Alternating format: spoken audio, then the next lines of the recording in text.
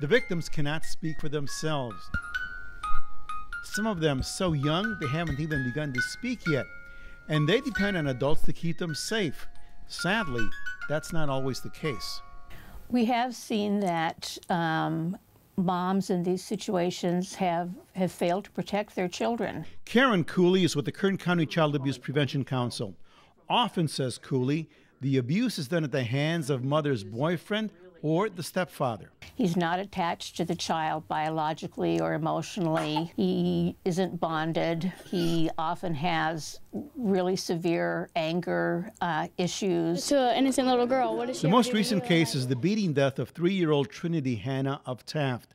Turns out mom's live-in boyfriend, Eric Foster, confessed to investigators he was abusing Hannah for weeks. People here in Taft are left bewildered by what happened to Trinity Hannah. And they wonder, how is it possible that the abuse continued to happen? Why didn't the mother put a stop to it in the first place? Why did she let it keep on going? It blows my mind. How could anyone be like that? I don't understand. When the mom picks a boyfriend, she's got to have responsibility too.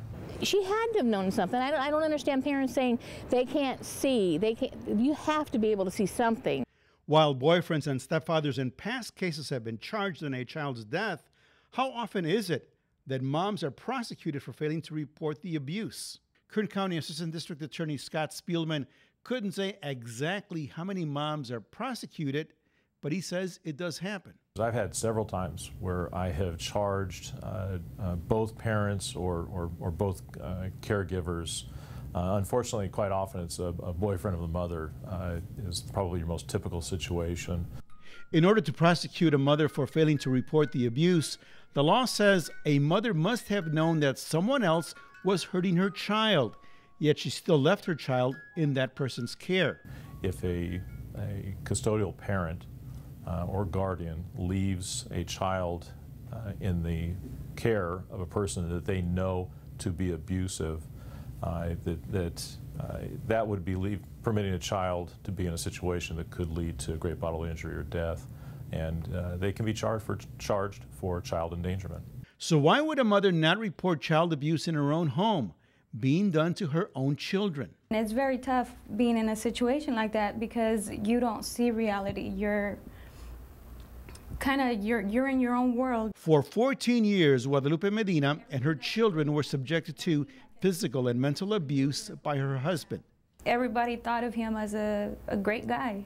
2 relationships at an early age left Guadalupe with 6 children, no job skills, no self-esteem, and fear that if she left the relationship, things would only get worse. Fear of not having anywhere to go.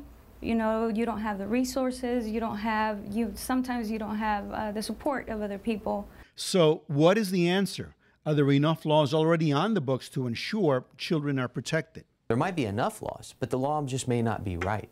And so what we want to do is make sure that those who are responsible, whether it's a mother, a father, a grandmother, a cousin, those who are party to abuse should be held responsible and justice should be served. Justice for children who could have been saved had their caregivers acted in time.